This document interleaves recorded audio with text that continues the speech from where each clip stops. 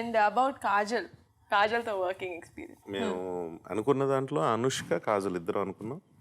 మాకు కాజల్ అనుకుని ఇంక వేరే ఆప్షన్ కూడా అన్నయ్య ఓకే మంచి చాయిస్ పెట్టండి అన్నారు.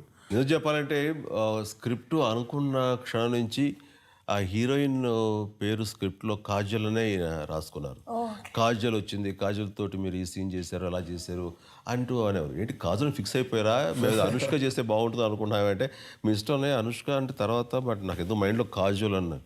ఆయన ఏదైతే మైండ్లో అనుకున్నారో ఆ తర్వాత అప్రోచ్ అవ్వగానే అమ్మాయి కూడా అంత పాజిటివ్గా స్పందించి ఓకే చెప్పింది. టెన్షన్ అంతా వీళ్ళకి ఎవరికి కాదు, వీళ్ళందరూ హ్యాపీ అమ్మాయి కుదిరింది చేస్తుందని. టెన్షన్ నాది. ఎందుకు డాడీ? చరణంతో చేసింది, ఇద్దరు ఎంత చూడముచ్చటగా ఉన్నారు, యంగ్ పైర్.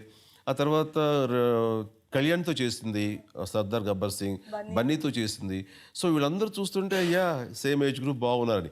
నాతో వచ్చేసరికి టప్పని నేను ఎంతవరకు మ్యాచ్ అవుతాను, ఏమైనా ఎల్డర్లీ లుక్ ఆ ఫీలింగ్ ఉంటుందా, చాలా ఇబ్బంది పెడుతున్నారు వీళ్ళు, ఎందుకు మన ఏజ్ ఉన్న వాళ్ళని తీసుకోవచ్చు కదా అని అనుకునేవాడిని. అయితే ఒకసారి ఒక స్టిల్ వర్క్ చేసిన తర్వాత సాంగ్స్ అది చేసిన తర్వాత ఒక స్టిల్ పబ్లిసిటీగా బయటకు వచ్చింది. రాగానే సురేఖ మమ్మీ చూసి అరే చరణ్ ఏంటి అమ్మాయి, చరణ్ కాదు ఈయన అన్నది అని ఏంటి అన్నాను. కాదు ఇది గబుక్కుని చరణ్ ప్రొఫైల్ లాగా అనిపించి చరణ్ ఏంటి అమ్మాయితో అనుకున్నాను, ఇది మీదా అంది. చాలు పాస్ అయిపోయావు. ఇంకా తను అనుకుని ఇద్దరు భలే ఉన్నారు అని అందంటే ఆడియన్స్ అదే ఫీల్ అవుతారు.